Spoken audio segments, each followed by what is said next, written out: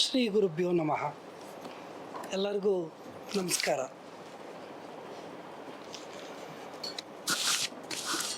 Doctor Belavadi Harish Bhatta ವಿರಚಿತ 106 ಉಪನಿಷತ್ತುಗಳ ಅಧ್ಯಯನ 2 ಸಂಪುಟಗಳು ಲೋಕಾರ್ಪಣೆಗೊಂಡಿದೆ. ಇಂತಹ ಒಂದು ವಿದ್ವತ್ಗೋಷ್ಠಿಯ ಅಧ್ಯಕ್ಷತೆಯನ್ನು ವಹಿಸಿರ್ತಕ್ಕಂಥ ಹಿರಿಯರು ಹಾಗೂ ಮಾರ್ಗದರ್ಶಕರು ಆಗಿರ್ತಕ್ಕಂತಹ ನಾಗರಾಜ್ಜಿಯವರೇ, ನಮಗೆ ಮೊದಲಿನಿಂದಲೂ ಕೂಡ ನಮ್ಮ ಮಾರ್ಗದರ್ಶಕರಾಗಿ ನಮ್ಮ ಏಳಿಗೆಯಲ್ಲಿ ಅನೇಕ ರೀತಿಯ ಸಹಕಾರವನ್ನು ಕೊಟ್ಟು ಬೆಳೆಸ್ತಾ ಇರ್ತಕ್ಕಂಥ ನಾಡೋಜ ಡಾಕ್ಟರ್ ಬಿ ಟಿ ರುದ್ರೇಶ್ ಅವರೇ, ಸುಮಾರು 2 ದಶಕಗಳಿಗೂ ಹೆಚ್ಚು ಕಾಲದಿಂದ ಪರಿಚಿತರಾಗಿರ್ತಕ್ಕಂಥ ವಿದ್ವಾಂಸರಾದ ಡಾಕ್ಟರ್ ಜಿ ಬಿ ಹರೀಶ್ ಅವರೇ, ಹಾಸನದಲ್ಲಿದ್ದಾಗಲೇ ನನ್ನ ಜೊತೆಯಲ್ಲಿ ಮತ್ತು ನನ್ನ ಒಡನಾಟದಲ್ಲಿ ಇದ್ದಂತಹ ಡಾಕ್ಟರ್ ಕಬ್ಬಿನಾಲೆ ವಸಂತ್ ಭಾರದ್ವಾಜ್ ಅವರೇ, ಭಾಳ ವಿಶೇಷ ವಸಂತ್ ಭಾರದ್ವಾಜ್ ಬಗ್ಗೆ ಹೇಳಬೇಕು ಅಂತಂದರೆ PhDಗೆ ನಾನು ಅವರು ಒಟ್ಟಿಗೆ ರಿಜಿಸ್ಟ್ರೇಷನ್ ಮಾಡಿಸ್ತೀವಿ. ಅವ್ರು ಮುಗಿಸಿದ್ರು, ಆಮೇಲೆ 10 ವರ್ಷ ಬಿಟ್ಟು ನಾನು ಮಾಡಿದೆ. ಹಾಗೆ ಅವರ ಕಾವ್ಯಶ್ರದ್ಧೆ ಆ ಥರದ್ದು. ಈ ಹೊತ್ತಿನ ಸಮಾರಂಭದ ಕೇಂದ್ರ ಬಿಂದು ಡಾಕ್ಟರ್ ಹರೀಶ್ ಭಟ್ರೆ, ಎಲ್ಲ ಸಾಹಿತ್ಯಾಭಿಮಾನಿಗಳೇ, ಮಾಧ್ಯಮದ ಮಿತ್ರರೇ. ಬಹುಶಃ ಯಾಕೆ ಪ್ರಾಸ್ತಾವಿಕ ನುಡಿಯನ್ನು ಪುಸ್ತಕದ ಲೋಕಾರ್ಪಣೆ ಆದ ನಂತರದಲ್ಲಿ ಹೇಳಿದರು ಅಂತಂದರೆ ಅದಕ್ಕೆ ಔಚಿತ್ಯ ಇದೆ. ಅಷ್ಟು ದೊಡ್ಡ 2 ಬೃಹತ್ ಸಂಪುಟಗಳನ್ನು ತರಬೇಕಾದ್ರೆ ಹರೀಶ್ ಭಟ್ 5 ವರ್ಷಗಳ ಕಾಲ ನಿರಂತರವಾಗಿ ಕೆಲಸ ಮಾಡಿದ್ದಾರೆ. ತಮಗೆ ಆಶ್ಚರ್ಯ ಆಗ್ಬೋದು. ಪ್ರತಿಯೊಂದು ಹಸ್ತಪ್ರತಿಯನ್ನು ಹುಡುಕುವಾಗಲೂ ಕೂಡ ಪಟ್ಟಂಥ ಶ್ರಮ ನನಗೆ ಚೆನ್ನಾಗಿ ಗೊತ್ತಿದೆ. ನಮ್ಮ ದೇಶದಲ್ಲಿ ವಿಶೇಷವಾಗಿ ದಶೋಪನಿಷತ್ತುಗಳು ತುಂಬ ಜನಪ್ರಿಯವಾಗಿವೆ. ಅವುಗಳಿಗೆ ಆಚಾರ್ಯತ್ರಯರು, ಶಂಕರರು, ಮಧ್ವರರು, ರಾಮಾನುಜಾಚಾರ್ಯರು ವ್ಯಾಖ್ಯಾನಗಳನ್ನು, ಭಾಷ್ಯಗಳನ್ನು ಬರೆದಿದ್ದಾರೆ. ರಾಮಕೃಷ್ಣ ಆಶ್ರಮದಲ್ಲೂ ಕೂಡ ಅದಕ್ಕೆ ಉಪನಿಷತ್ ಭಾವಧಾರೆ ಅನ್ನುವಂತಹ ಸಂಪುಟವನ್ನು ಕೂಡ ತಂದಿದೆ. ಆದರೆ 150 ಉಪನಿಷತ್ತುಗಳನ್ನು ಇಡೀ ಭಾರತ ದೇಶದಲ್ಲಿ ಮೊಟ್ಟ ಮೊದಲಿಗೆ ಶೋಧಿಸಿ ಅದಕ್ಕೆ ಅರ್ಥಸಹಿತವಾಗಿ ಪ್ರಕಟಿಸಿರ್ತಕ್ಕಂಥ ಕೀರ್ತಿ ಡಾಕ್ಟರ್ ಹರೀಶ್ ಭಟ್ಗೆ ಸೇರಿದೆ. ಹಾಗಾಗಿ ಆ ಸಂಪುಟಗಳನ್ನು ಮಾಡ್ತಾ ಇದ್ದಂಥ ಕೆಲಸವನ್ನು ನೋಡಿದಾಗ ನಾನು ಹೇಳಿದ್ದೆ ಒಂದು ಸರಿ, ಇಷ್ಟೊಂದು ಕೆಲಸ ಮಾಡೋ ಬದಲು 2 PhD ಮಾಡ್ಬೋದಾಗಿತ್ತು ಅಂತ. ಯಾಕೆಂದರೆ ನಾವೆಲ್ಲ 2-2.5 ವರ್ಷಕ್ಕೆ PhD ಮುಗಿಸ್ತಂಥವ್ರು. ಹಾಗಾಗಿ 2 PhD ಮಾಡ್ಬೋದಿತ್ತು. ಅದರಲ್ಲೂ ವಿಶೇಷವಾಗಿ ಉತ್ತರ ಕರ್ನಾಟಕದ ಭಾಗಗಳಿಗೆ ಹೋದಂಥ ಸಂದರ್ಭದಲ್ಲಿ ಅಲ್ಲಿ ಆ ಹಸ್ತಪ್ರತಿಗಳನ್ನು ಯಾವುದೋ ಚೀಲಕ್ಕೆ ತುಂಬಿಟ್ಟಿರ್ತಿದ್ರು. ಅದೆಲ್ಲ ಪುಡಿಯಾಗಿರ್ತಾ ಇತ್ತು. ಎಷ್ಟೋ ಮನೆಗಳಲ್ಲಿ ಮಳೆಗಳಿಗೆ ಅದನ್ನು ಚುಚ್ಚಿ ಇಡ್ತಾ ಇದ್ರು. ಅವುಗಳು ಸರಿಯಾಗಿ ಸಿಗ್ತಾ ಇರಲಿಲ್ಲ. ಇನ್ನು ಕೆಲವುಗಳಲ್ಲಿ ಯಾರ್ಯಾರೋ ಬೇರೆ ಬೇರೆಯವರು ಲಿಪಿಯನ್ನು ಮಾಡ್ಕೊಂಡಿರ್ತಕ್ಕಂಥದ್ದು ಲಿಪಿಯಂತರಗಳಿದ್ದು. ಹಾ ಅನ್ನೋ ಜಾಗದಲ್ಲಿ ಪಾ ಇರ್ತಾ ಇತ್ತು, ವಾ ಅನ್ನೋ ಜಾಗದಲ್ಲಿ ಮಾ ಇರ್ತಾ ಇತ್ತು. ಯಾವುದು ಸರಿ, ಯಾವುದು ಇದಕ್ಕೆ ಅರ್ಥ ಬರುತ್ತೆ, ಯಾವುದನ್ನು ನಾವು ಅಳವಡಿಸ್ಕೊಂಡ್ರೆ ಸರಿಯಾಗುತ್ತೆ ಎನ್ನುವಂತಹ ಚಿಂತನೆಯನ್ನು ಮಾಡೋದಕ್ಕೆ ಹಲವಾರು ತಿಂಗಳುಗಳ ಸಮಯ ಅದಕ್ಕೆ ಹೋಗಿದೆ. ಅದರ ಜೊತೆಗೆ ಸಂಸ್ಕೃತದಲ್ಲಿ ಇರ್ತಕ್ಕಂಥದ್ದನ್ನು ಕನ್ನಡಕ್ಕೆ ತರ್ಜುಮೆ ಮಾಡಬೇಕು. ಕನ್ನಡ ಲಿಪಿಯಂತರದಲ್ಲಿದೆ ಅದು ಪುಸ್ತಕಗಳು. ಇದರ ಜೊತೆಗೆ ನಾನು ಒಂದು ಸಲಹೆ ಕೊಟ್ಟೆ, ಇದನ್ನು ಎಲ್ಲದನ್ನೂ ಕೂಡ ಮಾಡಿದರೆ ಎಲ್ಲರಿಗೂ ಓದೋದಕ್ಕಾಗಲ್ಲ. ಅದಕ್ಕೆ 150 ಉಪನಿಷತ್ತಿಂದೂ ಕೂಡ ಒಂದೊಂದು 10 ವಾಕ್ಯಗಳಲ್ಲಿ ಅದಕ್ಕೆ ಟಿಪ್ಪಣಿಯನ್ನು ಕೊಡಬೇಕು ಅಂತ. ಅದನ್ನು ಕೂಡ ಮಾಡೋದಕ್ಕೆ ಸುಮಾರು 4-5 ತಿಂಗಳುಗಳ ಕಾಲಾವಕಾಶ ಬೇಕಾಯಿತು. ಅದ್ರ ಜೊತೆಗೆ 132 ಪುಟಗಳ ಹಿಂದೆ ಶಬ್ದಕೋಶವನ್ನು ಕೊಟ್ಟಿದ್ದೀವಿ. ಕೆಲವು ಪರಿಕಲ್ಪನೆಗಳು ಅರ್ಥ ಆಗೋದಿಲ್ಲ. ಆ ಮೂಲ ಪರಿಕಲ್ಪನೆ ಏನು, ಅದಕ್ಕೆ ಅರ್ಥ ಏನು, ಉಪನಿಷತ್ತಿನ ಸಂದರ್ಭದಲ್ಲಿ ಅದಕ್ಕೆ ಅರ್ಥ ಏನು, ಲೌಕಿಕವಾಗಿರ್ತಕ್ಕಂಥ ವಿಷಯದಲ್ಲಿ ಅದರ ಅರ್ಥವೇನು, ಈ ರೀತಿಯಾಗಿ ಅದರ ವಿಶ್ಲೇಷಣೆಯನ್ನು ಕೊಡಲಾಗಿದೆ.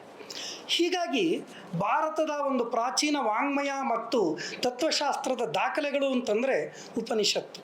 ಅವುಗಳು ವೇದಗಳ ಸಾರ ಸಂಗ್ರಹವೇ ಆಗಿರೋದ್ರಿಂದ ನಾವು ಮೊದಲು ಈ ಉಪನಿಷತ್ ಸಂಪುಟಗಳನ್ನು ಅಕಾರಾದಿಯಾಗಿ ತರಬೇಕು ಅಂತ ಹೇಳಿ ಯೋಚನೆ ಮಾಡಿದ್ದುಂಟು. ಆದರೆ ಶೃಂಗೇರಿ ಶ್ರೀಗಳಿಗೆ ಅದನ್ನು ತೋರಿಸಿದಂಥ ಸಂದರ್ಭದಲ್ಲಿ ಅವರು ಒಂದು ಸಲಹೆಯನ್ನು ಕೊಟ್ಟರು. ಅಕಾರಾದಿಯಾಗಿ ಪುಸ್ತಕಗಳನ್ನು ಪ್ರಕಟಿಸ್ತಕ್ಕಂಥದ್ದು ಲೌಕಿಕವಾಗಿರ್ತಕ್ಕಂಥ ಪುಸ್ತಕಗಳು. ಇದು ಧಾರ್ಮಿಕವಾದ್ದರಿಂದ ವೇದಗಳ ಪ್ರಕಾರದಲ್ಲಿ ಇದನ್ನು ಜೋಡಿಸ್ಬೇಕು ಅಂತ ಹೇಳಿ ನಮಗೆ ಸಲಹೆಯನ್ನು ಕೊಟ್ಟು ಆನಂತರ ಪರಿಷ್ಕರಣೆ ಮಾಡಿದ್ವಿ. ಅದಕ್ಕೆ ಎರಡೂವರೆ ತಿಂಗಳು ಬಂತು. ಅದನ್ನು ಕ್ರಮವಾಗಿ ಋಗ್ವೇದ ಮತ್ತು ಋಗ್ವೇದಕ್ಕೆ ಸಂಬಂಧಿಸಿದಂತಹ ಉಪನಿಷತ್ತುಗಳು ಮೊದಲಲ್ಲಿ, ಕೃಷ್ಣ ಯಜುರ್ವೇದ ಮತ್ತು ಶುಕ್ಲ ಯಜುರ್ವೇದಕ್ಕೆ ಸಂಬಂಧಿಸಿದಂಥ ಉಪನಿಷತ್ತುಗಳು ಪ್ರತ್ಯೇಕವಾಗಿದ್ದಾವೆ, ಸಾಮವೇದಕ್ಕೆ ಸಂಬಂಧಪಟ್ಟಂಥ ಉಪನಿಷತ್ತುಗಳಿದ್ದಾವೆ, ಅಥರ್ವ ವೇದಕ್ಕೆ ಸಂಬಂಧಪಟ್ಟಂಥ ಉಪನಿಷತ್ತುಗಳಿವೆ.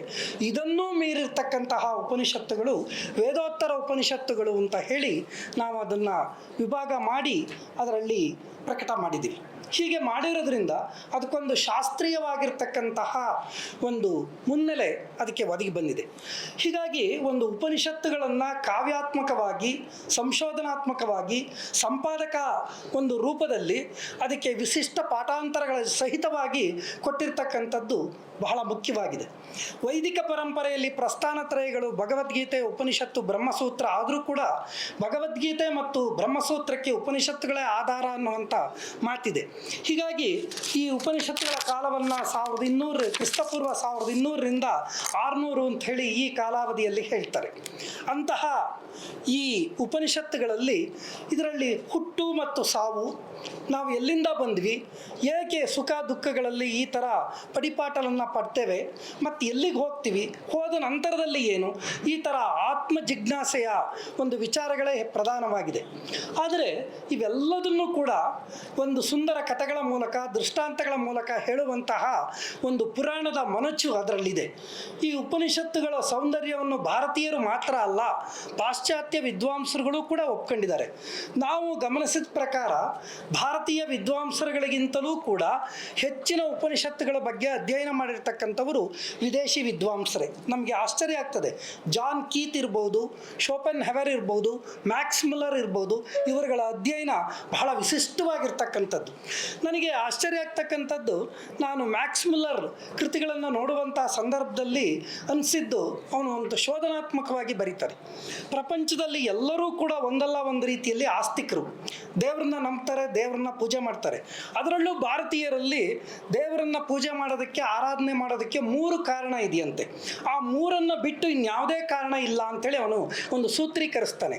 ಯಾವುದಪ್ಪ ಅದು ಅಂತಂದರೆ, ನಾವು ಭೂಮಿಗೆ ಬಂದಿದ್ದೇವೆ, ನಮಗೆ ಅನೇಕ ರೀತಿಯ ಇಷ್ಟಾರ್ಥಗಳಿದೆ, ನಮಗೆ ನಮ್ಮ ಮಕ್ಕಳಿಗೆ ಮೊಮ್ಮಕ್ಕಳಿಗೆ ತಲತಲಾಂತರಕ್ಕೆ ನಮಗೆಲ್ಲ ರೀತಿಯ ಸುಖ, ಸಂತೋಷ, ಸೌಭಾಗ್ಯ, ಆರೋಗ್ಯ ಎಲ್ಲದನ್ನು ಕೊಡಲಿ ಅಂತ ಪ್ರಾರ್ಥನೆ ಮಾಡ್ಕೊಳ್ಳುವಂಥದ್ದು ಒಂದು ಕಾರಣ. ಅದೇ ಮೊದಲನೇದು, ಅದು ಎಲ್ಲರೂ ಕೇಳ್ತಾರಂತೆ. 2ನೇ ಕಾರಣ ಇದೆ, ಅದು ಭಾಳ ಮುಖ್ಯವಾಗಿರ್ತಕ್ಕಂಥದ್ದು. ಈ ಯಾವುದಪ್ಪ ಅದು ಅಂತಂದರೆ, ಹಿಂದಿನಿಂದ ನಡೆಸ್ಕೊಂಡು ಬಂದಿದ್ದಾರೆ ಪೂಜೆ, ಮಂತ್ರ, ಈ ಆಚರಣೆಗಳನ್ನೆಲ್ಲ. ಇದನ್ನು ಮಾಡದೇ ಇದ್ದರೆ ಬಿಟ್ಟರೆ ನಂಗೆ ಏನಾಗುತ್ತೋ ಅನ್ನೋ ಭಯ 2ನೇದು. ಆ ಭಯಕ್ಕೆ ಅರ್ಧ ಅದನ್ನು ಮುಂದುವರಿಸ್ತಾರಂತೆ. 3ನೇದು, ಇದು ವಿಶೇಷವಾಗಿ ಭಾರತೀಯರಿಗಿರುವಂಥ ಗುಣ ಅಂತ ಹೇಳ್ತಾನೆ. ಏನಪ್ಪ ಅಂತಂದರೆ, ಮನೆಯಲ್ಲಿ ಇಷ್ಟೆಲ್ಲ ಆಸ್ತಿ, ಇಷ್ಟು ಎಲ್ಲ ಮಾಡಿಟ್ಟು ಹೋಗಿದ್ದಾರೆ, ನಾನೆಲ್ಲರೂ ಮಾಡದೇ ಇದ್ದರೆ ಅಕ್ಕಪಕ್ಕದವರು, ನೆರೆಹೊರೆಯವರು ಏನು ಅನ್ಕೋತಾರೋ ಅಂಥೇಳಿ ಕೆಲವು ಆಚರಣೆಗಳನ್ನು ಮಾಡ್ತೀವಂತೆ. ಈ 3 ಕಾರಣ ನಾವು ಆಸ್ತಿಕರಾಗೋದಕ್ಕೆ, ಆಸ್ತಿಕರಾಗಿ ಉಳಿಯೋದಕ್ಕೆ ಅಂಥೇಳಿ ಅವನು ಬರೀತಾನೆ. ಬಹುಶಃ ಇದನ್ನು ಬಿಟ್ಟರೆ ಬೇರೆ ಕಾರಣಗಳಿಲ್ಲ ಅಂತ. ಏನಾದರೂ ಆಗಲಿ ಕಾರಣ, ಆಸ್ತಿಕರಾಗಿ ಆರಾಧನೆ ಅನುಕೂಲ ಆಗ್ತಕ್ಕಂಥ 150 ಉಪನಿಷತ್ತುಗಳನ್ನು 2 ಸಂಪುಟಗಳಲ್ಲಿ ಒಂದೇ ಕಡೆ ತಂದುಕೊಟ್ಟಿರ್ತಕ್ಕಂಥ ಸಾಹಸ ಇದೆಯಲ್ಲ, ಅದರಲ್ಲಿ ಭಾವೋನ್ನತಿ ಮತ್ತು ರಸಪರಿಪೂರ್ಣತೆಯನ್ನು ಒಳಗೊಂಡಂತಹ ಪದಬಂಧಗಳನ್ನು ಜೋಡಿಸಿ, ಅದು ಹರೀಶ್ ಅವರ ವಿಶೇಷತೆ. 10 ಉಪನಿಷತ್ತುಗಳು ಅಥವಾ ದಶೋಪನಿಷತ್ತುಗಳೇ ಪ್ರಚಾರವಾಗಿದ್ದಂಥ ಸಂದರ್ಭದಲ್ಲಿ ಭಾರತದಲ್ಲಿ ಸುಮಾರು 68 ಉಪನಿಷತ್ತುಗಳು ಮಾತ್ರ ನಮಗೆ ಸಿಕ್ಕಿರ್ತಕ್ಕಂಥದ್ದು. ಉಳಿದಂಥದ್ದನ್ನು ಜರ್ಮನಿಯ ಟುಬಿಂಗನ್ ವಿಶ್ವವಿದ್ಯಾಲಯದಲ್ಲಿ, ಅಮೆರಿಕಾದ ಕ್ಯಾಲಿಫೋರ್ನಿಯಾ ವಿಶ್ವವಿದ್ಯಾಲಯಗಳಲ್ಲಿ ಮತ್ತೆ ಅಲ್ಲಿಂದ ತರಬೇಕಾದಂಥ ಪರಿಸ್ಥಿತಿ ಬಂತು. 18ನೇ ಶತಮಾನದ ಕೊನೆಯಲ್ಲಿ ನಮ್ಮ ಋಷಿಮುನಿಗಳು ಬರೆದಂತಹ ಉಪನಿಷತ್ತುಗಳನ್ನು ವಿದೇಶಿ ವಿದ್ವಾಂಸರುಗಳು ಅಧ್ಯಯನದ ದೃಷ್ಟಿಯಿಂದ ತೆಗೆದುಕೊಂಡು ಹೋಗಿದ್ದು ಅಂಥದ್ದನ್ನು 21ನೇ ಶತಮಾನದಲ್ಲಿ ಮತ್ತೆ ಅದನ್ನು ತಂದು ಅದನ್ನು ಮುದ್ರಣ ಮಾಡಬೇಕಾದಂತಹ ಪರಿಸ್ಥಿತಿ ಬಂತು. ಹೀಗಾಗಿ ಅಗೋಚರವಾಗಿರ್ತಕ್ಕಂಥ ಅನುಭವ ಸತ್ಯವನ್ನು ದೃಷ್ಟಾಂತಗಳ ಮೂಲಕ ಸಂವಹನಗೊಳಿಸುವಂಥ ಉಪನಿಷತ್ತುಗಳನ್ನು ಇಲ್ಲಿ ಒಂದು ಕಡೆ ಸೇರಿಸಲಾಗಿದೆ. ಸಾಮಾನ್ಯರೂ ಕೂಡ ಅದನ್ನು ಓದಬಹುದಾದಂಥ ರೀತಿಯಲ್ಲಿ ಅರ್ಥವನ್ನು, ವ್ಯಾಖ್ಯಾನವನ್ನು ಅದಕ್ಕೆ ಕೊಡಲಾಗಿದೆ. ಹೀಗಾಗಿ ಈ ಬೆಳವಾಡಿ ಹರೀಶ್ ಭಟ್ ಮಾಡಿರ್ತಕ್ಕಂಥ ಈ ಉಪನಿಷತ್ತುಗಳ ಒಂದು 150 ಉಪನಿಷತ್ತುಗಳಿಗೂ ಕೂಡ ಅದರ ಮೂಲ ಏನು, ಅದು ಯಾವ ಶಾಖೆದು, ಯಾವ ಸ್ವರೂಪದಲ್ಲಿದೆ, ಅದರ ಅಧ್ಯಯನದ ವಿವರಗಳೇನು, ಅದರ ಅರ್ಥ ಏನು, ಹಾಗೆ ಅದರ ನಾಮ ರೂಪ ಕರ್ಮಗಳನ್ನು ಎಲ್ಲದನ್ನೂ ಕೂಡ ವಿಶೇಷ ರೀತಿಯಲ್ಲಿ ಅರ್ಥೈಸಿ ಕೊಟ್ಟಿರ್ತಕ್ಕಂಥದ್ದು. ಬ್ರಹ್ಮ ಸತ್ಯವನ್ನು ಕಂಡುಕೊಳ್ತಕ್ಕಂಥ ಮಾರ್ಗಗಳು ಯಾವ್ಯಾವುದು ಅಂತ ಹೇಳಿ ಒಬ್ಬೊಬ್ಬ ಋಷಿಮುನಿಗಳು ಕೂಡ ಮಾಡಿರ್ತಕ್ಕಂಥ ಚಿಂತನೆ ಅದರಲ್ಲಿ ಸಾರ ರೂಪದಲ್ಲಿದೆ. ಹೀಗಾಗಿ ಈ ಉಪನಿಷತ್ತುಗಳನ್ನು ಒಂದು ವಿಶಿಷ್ಟ ರೀತಿಯಲ್ಲಿ ಇಲ್ಲಿ ಪ್ರಕಟ ಮಾಡಲಾಗಿದೆ. ಹಾಗಾಗಿ ಆ ಒಂದು ಕೆಲಸ ಬಹಳ ವಿಶೇಷವಾಗಿ ನಡೀತಾ ಇದೆ.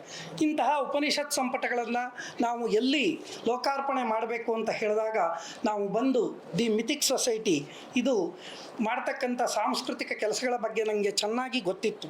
ಅದ್ರ ಜೊತೆಗೆ ನಾನು 2 ಬಾರಿ ಬಂದು ಇಲ್ಲಿ ಬೇರೆ ಬೇರೆ ಉಪನ್ಯಾಸಗಳಲ್ಲಿ ಭಾಗವಹಿಸಿದ್ದೇನೆ. ಹಾಗಾಗಿ ನಾಗರಾಜ್ಜಿ ಅವರನ್ನು, ಅವರ ಎಲ್ಲ ಸದಸ್ಯರುಗಳನ್ನು ಕೇಳ್ಕೊಂಡಂಥ ಸಂದರ್ಭದಲ್ಲಿ ಅತ್ಯಂತ ಸಂತೋಷದಿಂದ ಈ ಸಭಾಂಗಣದಲ್ಲಿ ಈ ಕಾರ್ಯಕ್ರಮವನ್ನು ಮಾಡುವುದಕ್ಕೆ ಅವರು ಪ್ರಾಯೋಜಕತ್ವವನ್ನು ವಹಿಸ್ಕೊಂಡಿದ್ದಾರೆ. ನಮಗೆಲ್ಲ ರೀತಿಯ ಸಹಕಾರವನ್ನು ಕೊಟ್ಟಿದ್ದಾರೆ. ನಮಗೆ ಅದಕ್ಕಿಂತ ವಿಶೇಷವಾಗಿ ಇವತ್ತು ಇದ್ರ ಜೊತೆಗೆ ಇನ್ನೊಂದು ಕಾರ್ಯಕ್ರಮವನ್ನು ನಾವು ಸೇರಿಸ್ಕೊಂಡಿದ್ದೀವಿ. ಅದು ಯಾವುದಪ್ಪ ಅಂತಂದರೆ ನಾಡೋಜ ಡಾಕ್ಟರ್ BT ರುದ್ರೇಶ್. ಏನು ವಿಶೇಷತೆ ಅಂತಂದರೆ ಅವರಿಗೀಗ 70 ವಯಸ್ಸು. ನಿಮಗೆ ಅವ್ರನ್ನ ನೋಡಿದರೆ ಹಾಗೆ ಅನಿಸೋದಿಲ್ಲ.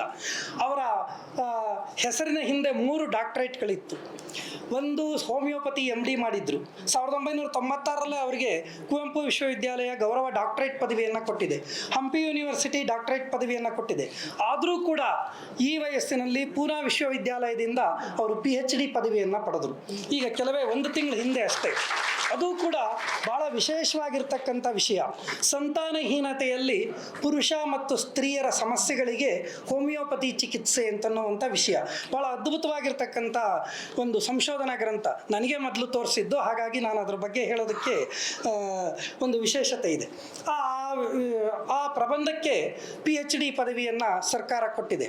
ನಮ್ಮ ಊರಿನವರು, ನಮ್ಮ ಹಿರಿಯೋರು, ಅದಕ್ಕಿಂತಲೂ ಹೆಚ್ಚಾಗಿ ಅಂತಾರಾಷ್ಟ್ರೀಯ ಖ್ಯಾತಿಯ ಹೋಮಿಯೋಪತಿ ತಜ್ಞರು, ಅವರನ್ನು ಈ ಸಂದರ್ಭದಲ್ಲಿ ಗೌರವಿಸಬೇಕು ಮಿಥಿಕ್ ಸೊಸೈಟಿ ಮತ್ತು ಋಷ್ಯಶೃಂಗ ಪ್ರತಿಷ್ಠಾನದಿಂದ ಅಂತ ಹೇಳಿ ನಾವು ಯೋಚನೆ ಮಾಡಿದಂಥ ಸಂದರ್ಭದಲ್ಲಿ ಅವರು ಒಪ್ಪಿ ಇಲ್ಲಿಗೆ ಆಗಮಿಸಿದ್ದಾರೆ. ಅದು ಕೂಡ ಸಂತೋಷ. ಇಷ್ಟೊಂದು ಜನ ಈ ಒಂದು ಕಾರ್ಯಕ್ರಮಕ್ಕೆ ಬಂದಿರೋದು ನನಗೆ ಹೆಚ್ಚಿನ ಸಂತೋಷವನ್ನು, ಸಂಭ್ರಮವನ್ನು ತಂದಿದೆ. ಹಾಗಾಗಿ ನಿಮ್ಮೆಲ್ಲರ ಹಾರೈಕೆ ನಮಗೆ ಇದೆ ಅಂಥೇಳಿ ಭಾವಿಸ್ತಾ ನನ್ನ 2 ಮಾತುಗಳನ್ನು ಮುಗಿಸ್ತೇನೆ. ನಮಸ್ಕಾರ.